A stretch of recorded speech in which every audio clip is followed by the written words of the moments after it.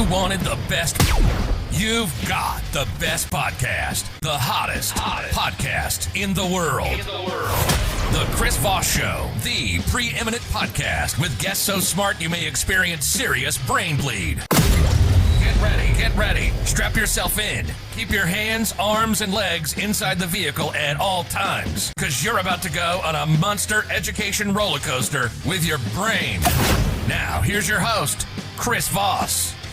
Hi, folks. Chris Voss here from thechrisvossshow.com, thechrisvossshow.com. Hey, we're coming with another super great podcast, because that's all we deliver around here, the super great podcast. Why do you listen? Because you're just like, you know what? I listen to the Chris Voss Show because it's just super great. It's like a step above great, but not too far. But it's just more like super. I don't know. Super is a pretty good step when you really think about it. I don't know. Tell your friends, neighbors, relatives, dogs, cats to go ahead and subscribe to the show. I don't know where I make this stuff up every time. And tell them to go to the CVPN. It's only 4 letters plus the .com. I mean, how hard can that be? Unless you have one of those really old folks in your home, they put that www in front of it, on everything. You ever had that? They're always like, hey, you should go check out that website. What is it, Mom? www. But we love our moms. Anyway, guys, tell them to go to the website or Chris Voss Podcast Network. You can see all 9 podcasts, subscribe to them there. Go to youtube.com/Chris Voss. Hit that bell notification so you can see the video version. It's the latest technology out in 2020 there. It's free for unlimited time on YouTube. You can also go to facebook.com/The Chris Voss Show, and you can see a bunch of groups over there too if you search, as well as LinkedIn. Also, goodreads.com/Chris Voss. You can see what we're reading over there, we're reviewing, and all that good stuff. And this episode is brought to you by IFI Audio and their new Neo IDSD. The Neo is the new wave of digital sound listening for your desktop, music, gaming, and bleeding edge Bluetooth, even MQA audiophile decoding. We're using it in the studio right now. I've loved my experience with it so far. It just makes everything sound so much more richer and better and takes things to the next level. IFI Audio is an award-winning audio tech company with one aim in mind: to improve your music enjoyment of quality sound, eradicate noise, distortion, and hiss from your listening experience. Check out their new incredible lineup of DACs and audio enhancement devices at ifi-audio.com. Jen Sincero, she is a best-selling author, success coach, and motivational speaker who spent more than a decade traveling the world helping people transform their lives and their bank accounts via her public experiences, coaching products, and books, including the #1 New York Times bestseller, You Are a Badass: How to Stop Doubting Your Greatness and Start Living an Awesome Life. And she is here with her newest book, Badass Habits: Cultivate the Awareness, Boundaries, and Daily Upgrades you need to make them stick. Welcome to the show. How are you, Jen? I am good. How are you? Awesome sauce. Give us your plug so people can go look at your amazing content online. My website is just kidding. That's good. JenSincero.com, JenSincero.com, or you can go to youareabadass.com and they will take you to the same place. That is awesome, Jen. Check her out. She's got a prolific badass series that she has online. And you know what, Jen? I think you win the award for being the first guest that we've had out of almost 700 episodes, who's ever played off of the improv at the front. So I don't know. There should be like an award. We'll have to work on one when we do our annuals or something. So give us excited. I mean, seriously, like I always make some crap up to kind of, make it fun, but you're the first person to play off that. So award to you. We'll see if we can dig something up to mail to you. So give us what motivated you want to write this book before we get into it? How'd you write the habits book? Yes. Badass Habits? Yes. Well, I've written You Are a Badass, You Are a Badass at Making Money, You Are a Badass Every Day, and all of those are sort of dealing with getting your emotional and thoughts and beliefs and all that kind of stuff in check so that you can start living an awesome life. And habits, if you don't have good habits, but you've got all these thought processes sort of locked down, you're not going to get very far. So it was kind of the next obvious step to take in the series of stuff that I was writing about. And so I guess a side question I'll throw in here. So a good successful life usually probably requires good habits. Exactly. Yeah. And it just sort of puts everything on autopilot that I've been talking about for years. So I was super psyched to write this because I think it's a really, really important step in the self-betterment department. So. And there you go. I've never, come to think of it, I've never met a lot of people who have really bad habits, like stuff that ends up in prison, things like that have a very successful life. So clearly there is a connection there. So give us an overview of this latest book that you have out, Badass Habits. Well, there's no lack of awesome habit books out in the world right now, but I wanted to write one that was hopefully more entertaining and funny and curse wordy and stuff like that. Sort of my brand of writing. But I also really wanted to write a book that wasn't just going to tell you about how to change your habits, but rather that was going to tell you how to change your habits and set up good boundaries and give you all these tips, but also have you do it while you're reading the book. Because I'm a coach and I like people to get their poop in a scoop while I'm helping them. So that was the one thing that I sort of felt was missing in a lot of the habit stuff that I was seeing was, a lot of them gave some great information, but it was like, you read it and then you put the book away and do you actually change anything? I don't know. So the second half of my book is a 21-day course of sorts that you implement all the stuff from the first half of the book, but you get it's like a drip system. You get little bits of information on day 1, day 2, day 3. And by the end of the book, hopefully you've got, a real leg up on this habit that you're trying to do. And I love that you have that in the book, because one of the problems people have is, with that New Year's syndrome, resolution syndrome, where we all go, I'm going to change everything. And like day 2, you wake up in a puddle of whatever you've been drinking. And you're like, that didn't work out at all. Yeah. I hate that puddle.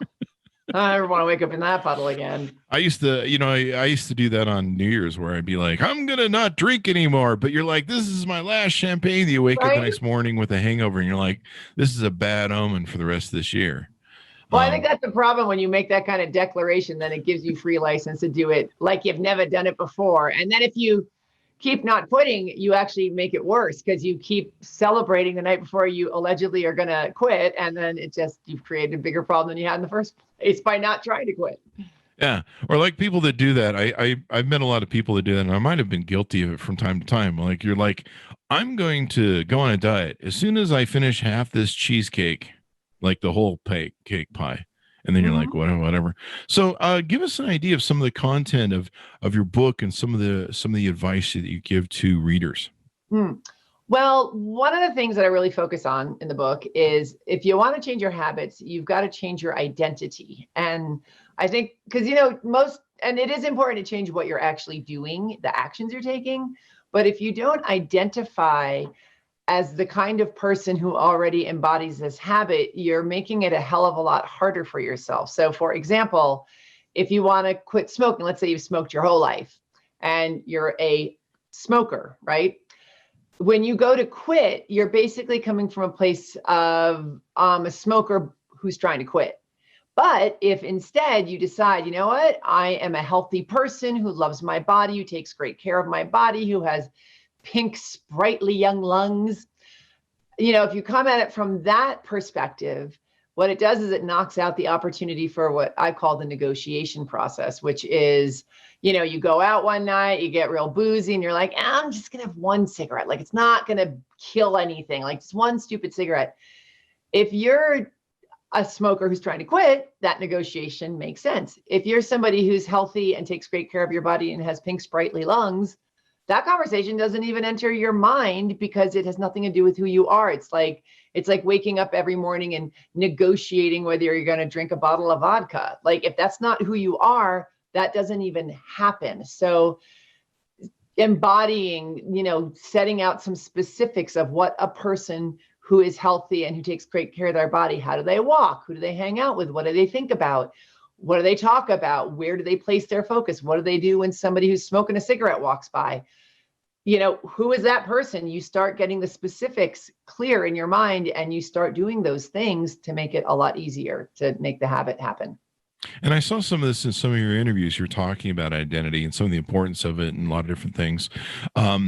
So does it need to be like a virtual sort of mafia witness protection program where you've got to like basically just get yourself out of your whole identity and image of yourself, and you've got to just become a new person? I mean, I'm thinking about doing that with COVID. I love the now. witness protection is a great way to put it. If you need to. Yeah.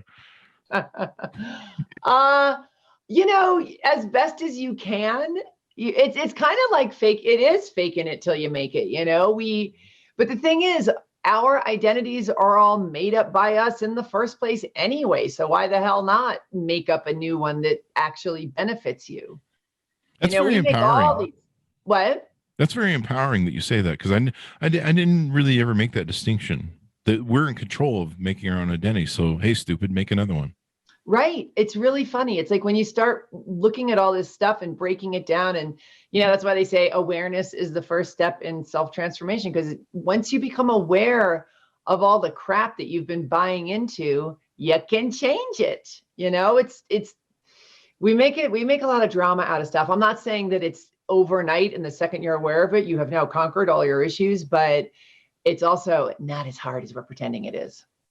It definitely is. And some of the different ways that I've transformed in my life, it's usually becoming aware of it and then kind of getting a little deep in it where I understand, why do I think this way?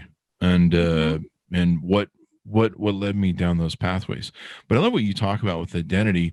And then one of the other things I heard you talk about was how sometimes that's hard for people around us.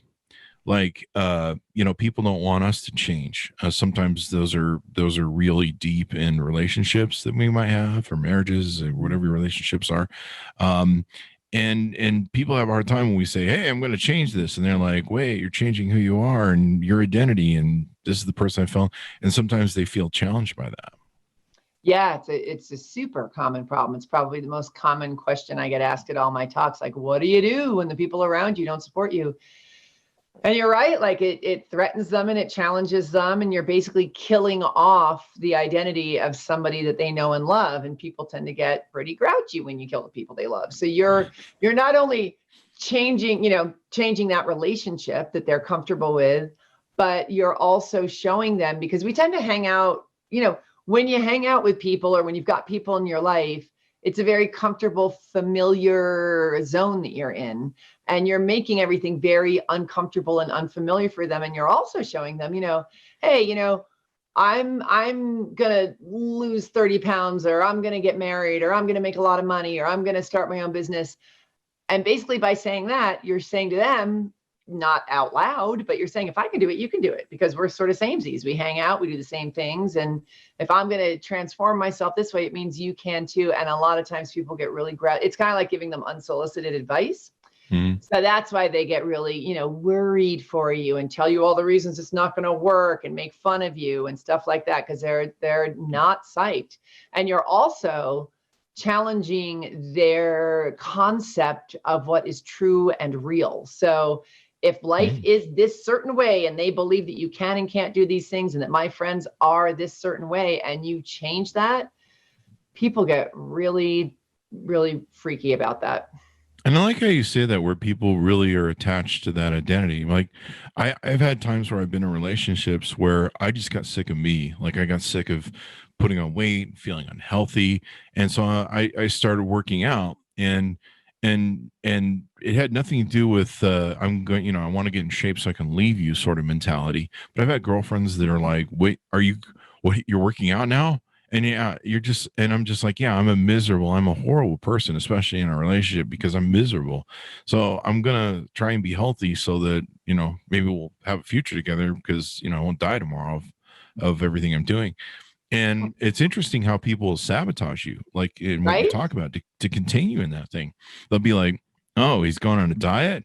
I'm going to feed him fattier foods and bring sweets home more. And it doesn't even have to be someone you're in a close relationship with. There's a lot of people that, I know sometimes my friends, I had this problem in 2015 where I was like, wait, half my friends are, have some issues. And you know, a lot of that comes around identity. I mean, even like with my social media, there's a social media identity where if it goes against it, you get kicked to the curb because I'm just like, I'm not hanging out with those people. Right. So, you know, it's really interesting. Should people sit down and do a inventory of their identity and go, what are my identities with my children, my significant other, my friends, and different things like that? Yeah, absolutely. Because it's all about specifics. And it's when we, lots of times we want to change and we want to make more money and we want to get healthier, but we don't get into the specifics of how much money we want to make, how much weight we want to lose, what specific foods we want to eat, what we don't want to eat. And if you don't get specific, you make it really hard on yourself, right? It's really hard to accomplish a vague goal, but if you get into specifics, you know what you're doing, so so it can, and same thing with identity, like sitting down and just getting into a couple specifics of like, how does a successful person who's got the income I want to have, how do they speak about money? What do they do? What do they drive? Who do they hang out with? How do they hold themselves? It's like, what are they reading? Getting specific about it really helps you make the change you want to make.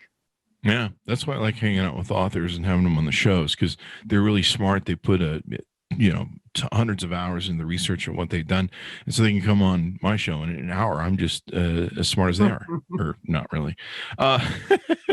No, I never have really thought about this in all 53 years. I never sat down and thought about doing an inventory of my identities and what they are and stuff like that. I mean, I have the different passports and IDs that I found, but and I'm still, I can't talk about what I did in New York in my early life, but according to the FBI, and killing off identities of people who love me, the judge says I can't do that anymore. So there's that. But no, this seems like a really brilliant thing. I like how this you've given me an epiphany, if you will. Excellent. That's what we go for around here. Yeah, epiphanies. Yeah. There you go. So this is a great way people can get into that. We had the one obesity code author on. I forget his name off the top of my head. I hope he forgives me. We've had him on for about 3 of his books. He talks a lot about fasting and losing weight. But one of the things that he mentioned was, don't tell people you're changing because they'll sabotage you. What's your opinion on that? I agree with him if it's somebody who's not going to support you. I mean, I got plenty of friends who do a cartwheel every time, buy me a cake and, whatever, whenever I do something great. And so those are the people that I share my successes with, my ideas with, and then the people who, heap all their worry and make fun of me or, try and tear me down. I just don't tell them about stuff. And sometimes I need to remove them from my life. I've definitely lost some people along the way, but you can't please everybody. And I sure as hell am not going to shrink down and not do the stuff that I'm really excited about doing on my one and only shot on planet Earth, just so you don't freak out on me. So, come along for the ride. And then it makes more room for meeting new people who are, inspiring to you and, lifting you up and stuff. Here's some more epiphanies I'm getting from you. Maybe you need to do an inventory of your friends and say, who is really uplifting me, who's taking me new places. I mean, life is a journey of reinvention and learning, and it's so amazing, some of the different ways that we reinvent ourselves. But maybe we do need to take more stock of our friends, especially when we're invoking the change that you talk about in your book, where we do an inventory of who are the people around us, who surrounds us, and are they supporting us and going so far. I with my relationships, I was always looked at people and I'm like, grow and be who you are. But there are times where I've been like, whoa, where are you going with this? And sometimes I'm resistant to it, but I eventually go down the road with them and realize that maybe I should be on that journey too with them. But there are some people that they definitely hold us down because we can't. Because the epiphany is I realized that not only do we have our own identities in our head, but these people have identities and these will compete. Yeah. And I wrote a whole thing in Badass Habits about how we love to be right, how it's so interesting that we would so much rather be right than happy. And I talk about this in all my books, but this one I go much deeper into it because the need to be right. So and a lot of this happens so unconsciously, we don't even realize we're doing it. But so think about it like, let's say that you've, tried to stop drinking forever and you just keep going back and whatever. And so you've sort of decided that it's really hard for me to quit drinking. That's your thing, right? So anybody who suggests like, well, why don't you give AA a try? You know what? I've tried for 30 years, quit drinking, nothing works. We will defend even the crap that makes us so unhappy just because we need to be right. Because we need to know that there's that familiarity again. It's so interesting how terrified humans are of change and the unknown, because that's consistent all the time. But we cling to this rightness because it makes us feel safe, and we'll cling. That's why people stay in relationships, like abusive relationships and jobs they hate, and all this stuff, just because it's familiar and it's quote unquote the safety comfort zone, when it's just not. Sometimes it's some of that laziness where we're just like, change. It sounds like a whole big job thing. Like it's going to be a pain in the butt to Like do, work. and I'm too lazy. Absolutely. But you know what? The thing is you don't even realize how much energy it takes to stay in a life that is so lame, right? Like, yeah, I mean, you've got to work hard sometimes, certainly. You have to do stuff that scares the crap out of you, definitely. But it's exciting too. Like, I mean, and believe me, I am a great, like, world-class napper. I like lying around. I get my lazy on like nobody's business. But I also really love kicking ass, and I love doing the thing. I love being alive and having adventures and doing stuff that scares me and challenging myself and growing. And I think there's a balance for everybody. You don't have to be doing that all the time. I mean, how exhausting is that? But I also, after a while, the couch, you get bed sores, right? Yeah. So it's both. The older I get, the more those naps, man, are everything. Oh, God. I used to tease my old man. Me and my brother would be like, "You're dad, you're silly. You're always sleeping and stuff." And he's probably, now I realize he was trying to get away from us, but I can't blame him. God bless him. So what are some good steps people can take that you advise in your book? Maybe we don't want to give people the whole book, but maybe a couple of good first steps they can take and utilize. Well, I think the first step is always awareness. So once you sort of figure if there's some habit, and I always think starting from what do you complain about the most? That would be a good place to start. Something. Be aware of what you complain awareness about most. Yeah. Yeah. Become aware of what you complain about the most. I mean, my big transformation was around money. I complained about having no money for like 40 straight years. So I started with that.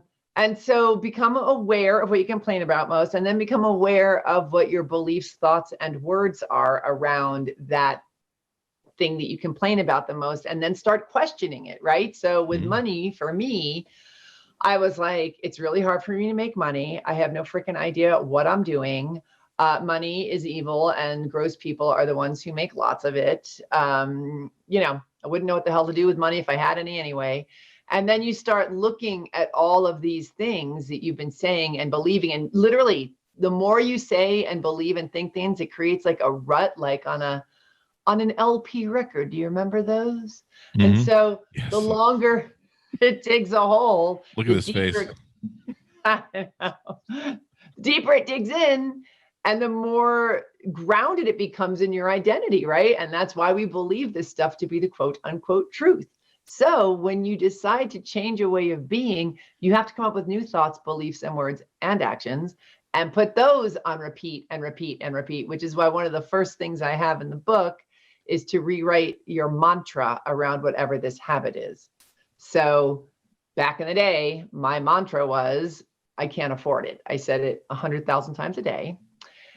And the first day of the 21 days is the longest explanation. I mean, I made each day really short, by the way, too. I'm super impatient, and I really just like to give people what the hell they need to know instead of going on and on. So every day is really short so that you can spend the time working on your habit. But the first day, the mantra day, is a little long because it's a pretty important process, and the important thing about it is you've got to make sure that the words that you come up with are really emotionally charged and exciting to you. So I went from I can't afford it to money flows to me easily and freely. So again, it's about the emotion. You do not have to believe it at first, because money sure as hell was not flowing to me easily and freely when I wrote that. But one of the things that was so painful for me about being broke was feeling stuck and feeling like it was hard and feeling like I sucked at it. So having money flow to me easily and freely just released all that and changed my energy around it. It is interesting how we build these belief systems almost like little teeny religions, where we have all these reasonings behind it. When I got serious about losing weight, I took and started, going through the awareness process. I was really sick of everything, and I'm like, I'm just going to change. I don't know what I'm going to do, but I'm just sick of it. And so I started looking into awareness and thinking about how I process things. And a lot of it went back to childhood. A lot of people have that, like what you say about money, they have that reasoning. They were with their mom was strapped, or sometimes mom just doesn't want to buy you the Reese's Pieces peanut butter cereal that she knows you're going to be bouncing off the walls at home for. And so she just, uses the excuse, well, we don't have enough money. And you're like, oh, okay. It's like that shutdown thing that mom gives you sometimes. And so a lot of people grow up with that thinking, okay, well, we don't have money. Well-meaning parents who go eat everything on your plate, well-meaning parents who go, who say, here's a reward, here's a popsicle because you were good at the store. I mean, for years I would go to the store and I'd be like, as I check out, I'm going to get that big ass Coke and the big ass Snickers bar, and it's not good for me, but it's a reward. Mm-hmm. I got thinking about that. For sure. I got thinking about that and talking to some of my online people that I was going through this with, and I'm like, a reward? How's a reward of, shoving giant sticks of sugar in your face? Like, that's not helping. And so I love what you described there, where you get in the awareness of what you're doing and you look at the belief systems you have behind them. What was interesting to me about one of the things that you mentioned was, it's interesting how we demonize people that either maybe or what we want to attain, whether it's being more rich. Oh, well, rich people are jerks. Or people who work out are jerks. Look at those losers always in the gym, and, get a life or something, whatever your sort of being, or your belief system that you built around that is. Yeah, isn't it interesting? And we don't even consider it. We just take it as truth. So that's why awareness is so powerful, because you're like, you know what? I actually don't believe that. That's something my mother told me over and over and over, or that my father did every day, and we just sort of like, doop, doo, doo. So it's once you get knocked out of that sort of stupor that you're in and make choices about what you're going to believe, that you empower yourself. It's pretty cool stuff. And again, like, I just remember when I was starting out this process of, getting into self-helpery and all this stuff, I kept reading over and over about awareness, and it's all about your beliefs, thoughts, and words. And I was like, come on, man, there's no way. There's got to be like, I had to change my beliefs, thoughts, and words, and then a unicorn's going to appear. And then, I was like, I cannot have been living in a garage at the age of 40, just being such a loser about money all this time. And all I do is change my beliefs, thoughts, and words. And lo and behold. But, you get to a point where you're so desperate, you'll even do that. I'll change my beliefs. God damn it. Well, it's good. It's, it's interesting to me. I grew up with my father. I remember that was one of the first times I think I grew up with my father. Don't most people? Well, some people don't grow up with their father. I remember growing up with my father, and we grew up in Beverly Hills. And my parents, they rented, they didn't rent apartments. They managed the apartments in Beverly Hills. And it was on the edge of Beverly Hills, about 2 blocks off of the Mann Theater. Well, it used to be the Mann Theater's co-theater. I think now, I think they filed bankruptcy. But we lived down the block from the guy who ran The Price is Right. And we used to walk the dog with him. And so me going through my whole experience of life was seeing Bentleys, BMWs, and expensive cars on every corner. I mean, I just thought it was normal. But my father drove VW buses. And I used to say to him, I used to say, look at that nice car over there, Dad. And he goes, the bank owns it. They don't really own that car. They're just fronting. It's just the bank owns it. And I would take that as fact. And I would be like, oh, okay. Well, I don't know why he's doing that. My dad never makes that clear, but I guess that's why we're better than them. I don't know. My dad, you're like 5, you just believe it. And then, and he owned like 3 one time. My dad was a real hoarder. And so we had like 3 of these shitty beat up VWs. And this is back when they were kind of new in the 60s, and everyone, all the beatniks were driving them.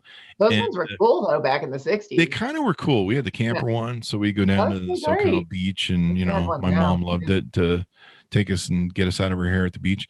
But, but I would always ask him, I would see these nice cars and I'd be like, why? And so after this went on for, I don't know, a year or 2 or something, one day I asked him, I go, well, does the bank own your car, Dad? What did he say? VW? And he goes, yeah, but it's not the same thing. And I go, well, I don't, I'm just trying to understand it. Like, why isn't it the same thing? He says, it's different. that was the way my dad was. He was helpful.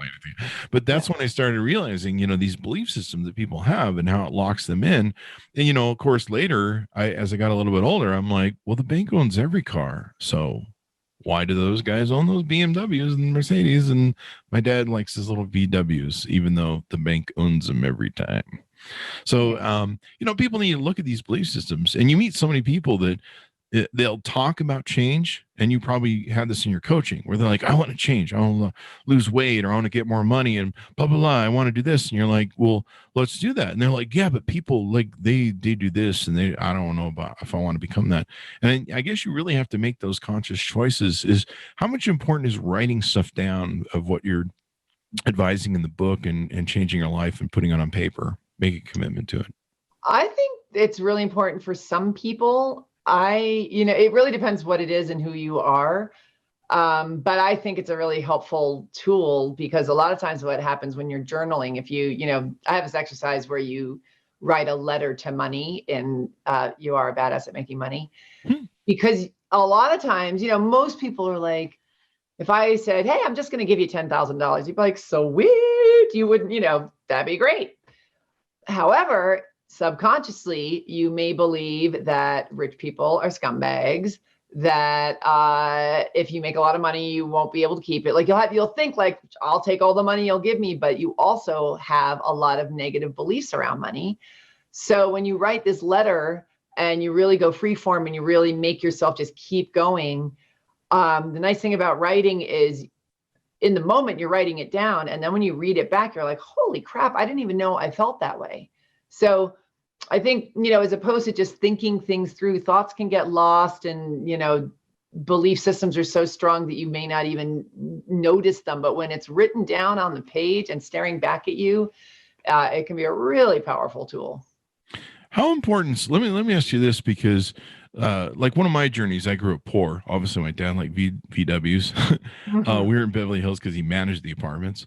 But how important is it to try and balance the other aspects of your life at the same time or at once? I grew up poor.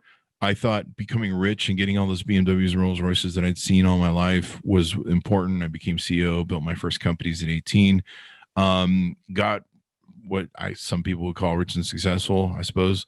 And I still was unhappy, and I was really messed up and broken inside from a lot of different things, probably, like everyone else going back from childhood. How important is it to try and raise all boats at the same time, or trying to make sure there's a balance there? Because certainly if you set, I don't know, maybe if you set goals thinking, well, this is going to make me happy, and you get there and you're not happy, maybe you should be raising that boat as well along with it. I don't know. It's a great question. I think, they always say, especially with business, like starting your own business is the best personal development course you can ever take, because, every issue you've got comes flying in your face about being abandoned, about being successful, about, delegating, everything, money, blah, blah, blah. And I think it's all connected anyway. So, you starting this company and getting rich and doing all this stuff and you're still broken inside, you'd still be broken if you were broke and drinking beer for breakfast, like it's sort of. Is there something wrong with beer for breakfast? Well, not really. I mean, note to self, Jen says beer is bad for breakfast, especially in COVID era. We're all doing right now. Right. Yeah. We can all have beer for breakfast during COVID. That's one of the great gifts of COVID. Anyway, but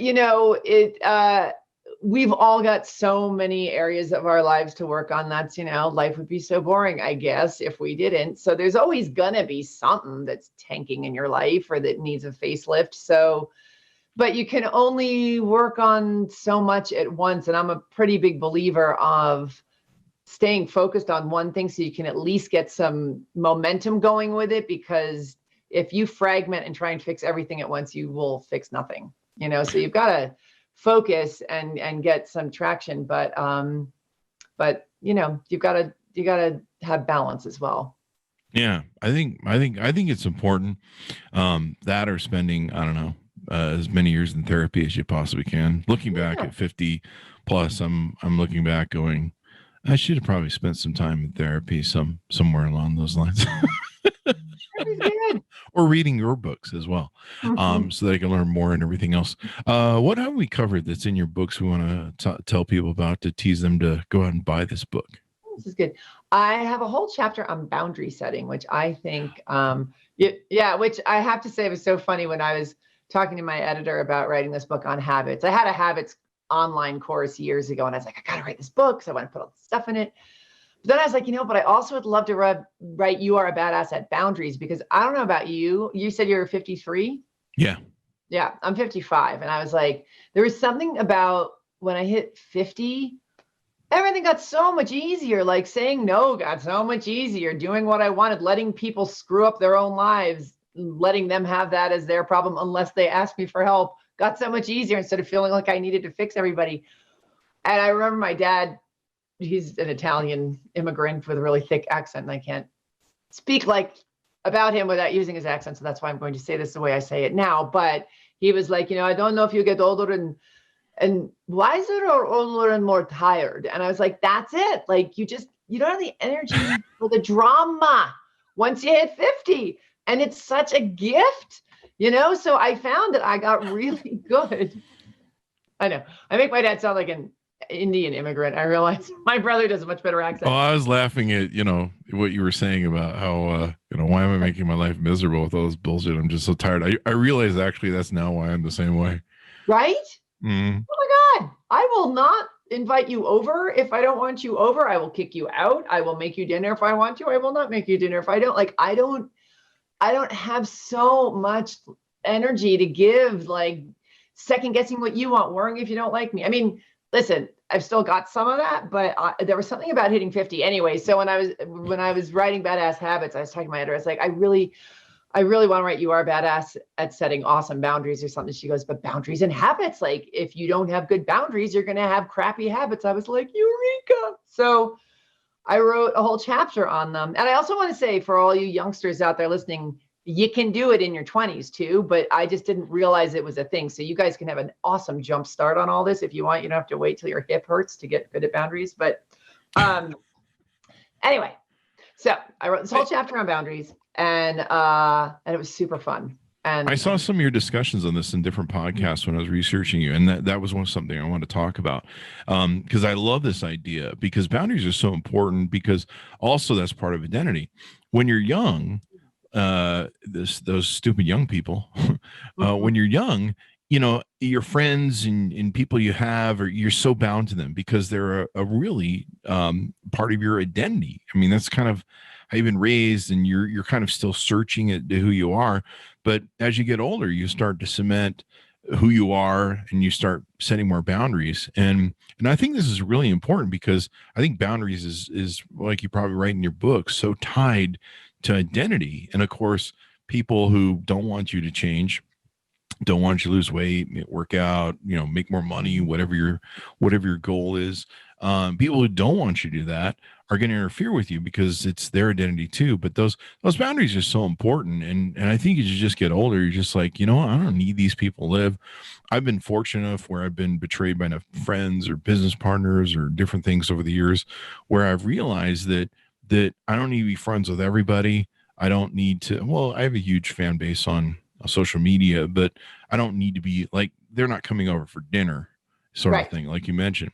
But I think this is really important. What's a good way to analyze the boundaries that you have and maybe reassess them or set them or tell people get the hell out of your life, I guess. Yeah. I love what you said about how it is so locked into identity, because it literally is the boundary of where you end and the rest of the world begins. I mean, that is what a personal boundary is. And so, yeah, I mean, I sort of talked about three basic kinds of boundaries. There's a whole bunch of different kinds, but I did the most common ones, you know, the one where the boundary where you say yes to everything when you really want to say no, which is the most common, especially for the ladies. Like my God. Anyway, that's a biggie. There's also the boundary where you say no to everything because you're scared and you're, you know, locked up and you need to sort of crack it open and start saying a few more yeses. And the third kind of boundary I talked about was where you either try to totally control somebody else's life and get so gooey enmeshed in theirs, or you let other people just take over your life and don't stand up for yourself in that department. So, you know, I think we all, depending on who we're dealing with, participate in all of these lovely boundary issues. So, you know, it really, you know, you have different relationships with different people. So we can all certainly bounce back and forth between those.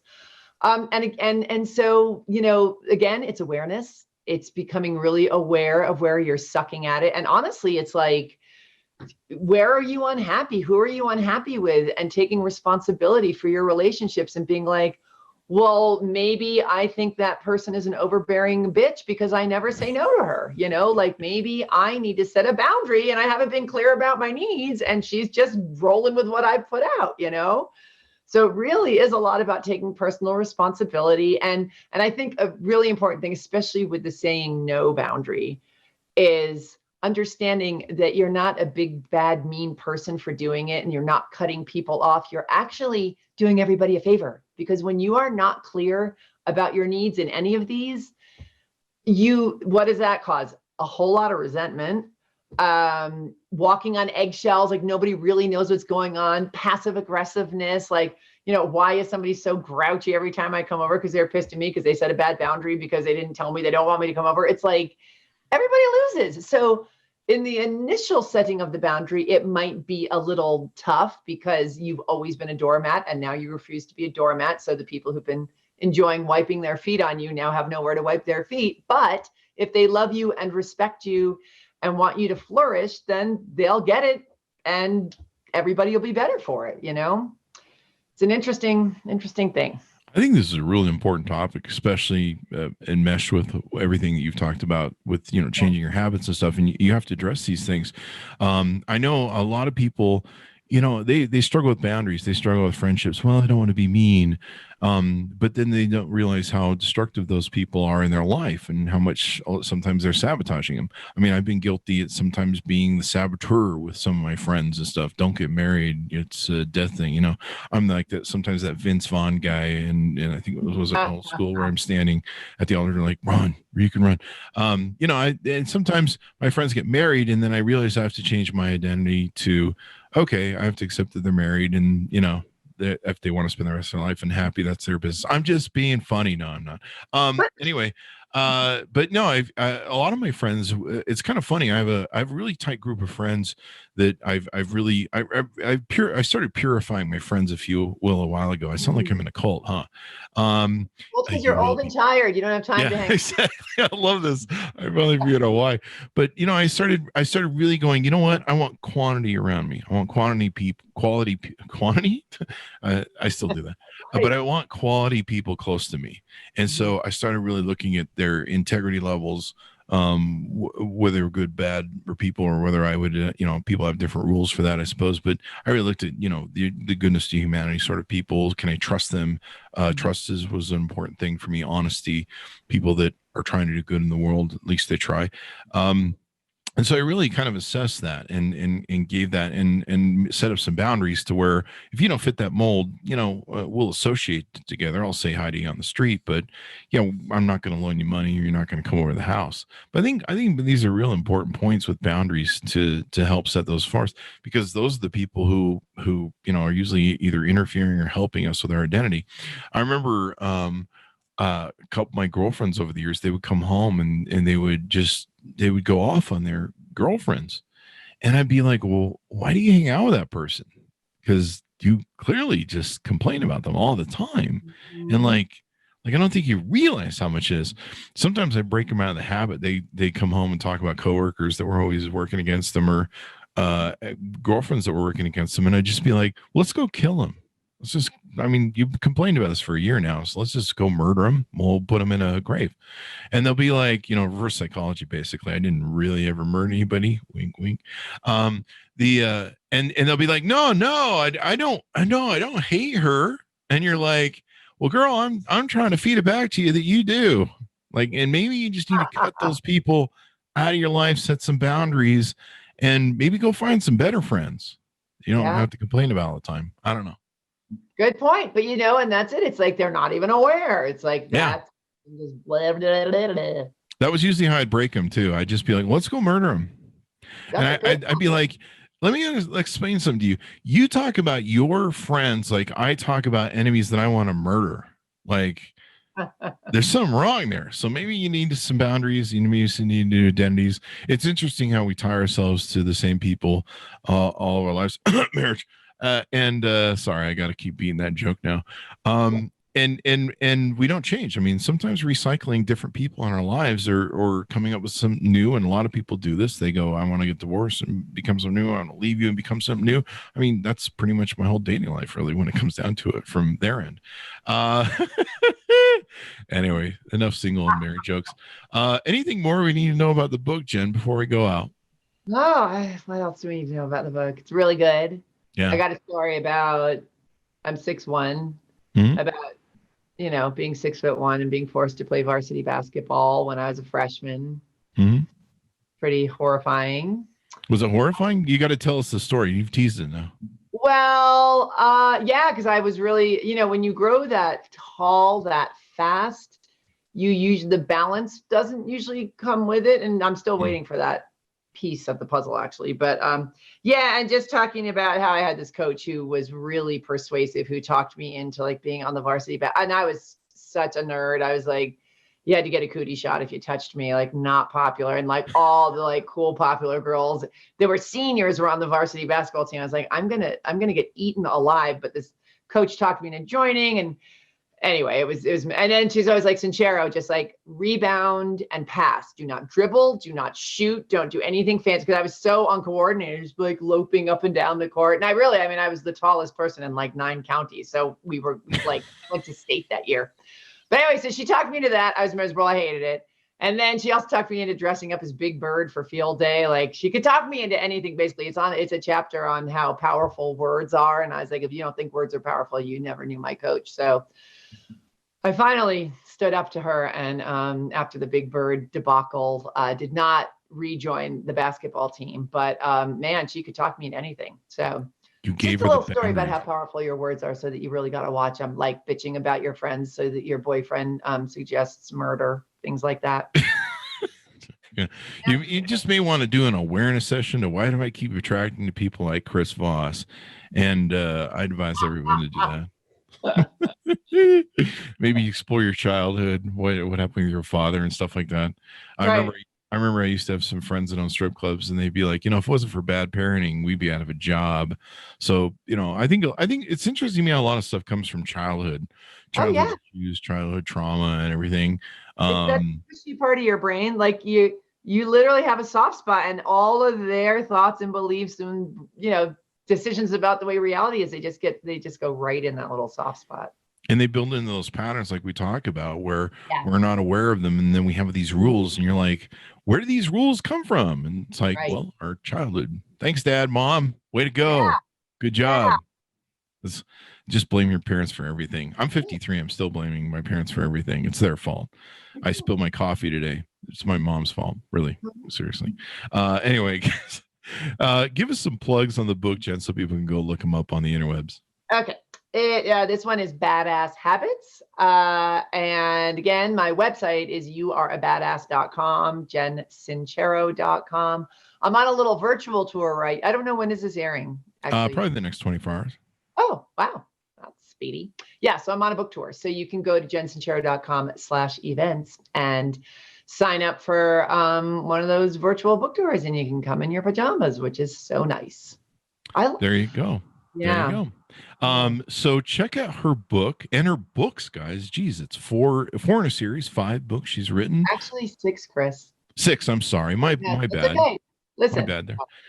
6 books. She wrote one while we were on the show. That's how I got confused. No, I'm just kidding. She's prolific. She's that prolific. I love people that write books. They're so brilliant. They spend so many hours researching stuff. And we learn so much from them.